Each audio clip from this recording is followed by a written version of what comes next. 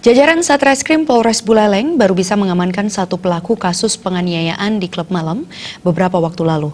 Polisi kesulitan mencari tersangka lainnya lantaran minimnya barang bukti.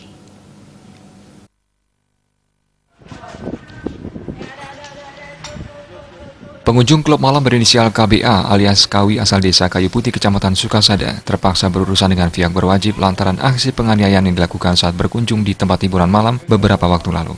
Pelaku diduga melakukan penganiayaan karena tersinggung melihat korban yang memasuki klub malam menggunakan helm. Di tengah kondisi yang terpengaruh alkohol, tersangka yang diperkirakan jumlahnya lebih dari 5 orang melakukan penganiayaan terhadap korban. Kasat Reskrim Polres Buleleng, kejadian ini diduga dipicu munculnya kesalahpahaman antara korban dan pelaku akibat tersangka berada di bawah pengaruh alkohol. Kini terkait pelaku lain masih menunggu penangkapan dengan menunggu kelengkapan penyidikan dan bukti.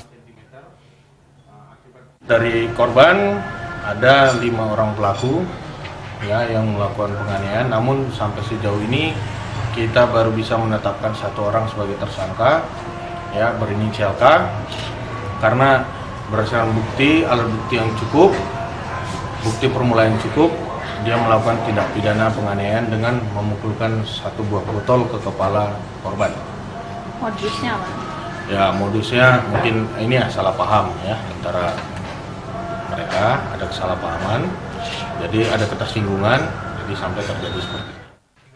Sementara tersangka Kawi mengakui dan menyesal atas perbuatannya. Pihak juga menceritakan kronologis kejadian dan mengakui dirinya berada di bawah pengaruh minuman beralkohol. Kasih tahu jangan bawa helm, dia bawa helm. Itulah jadi percekcokan. Helmnya itu kena bapak gitu Pak ya? Dipegang, karena dikasih bawa helm ke dalam sama pengunjung lain. Dia marah, didorong, otomatis saya kenal mabuk, saya ambil botol langsung. Akibat perbuatannya, Kawi disangkakan dengan pasal 351 KUHP tentang penganiayaan dengan ancaman hukuman pidana penjara selama-lamanya 2 tahun 8 bulan penjara. Komang Yuda, Bali TV.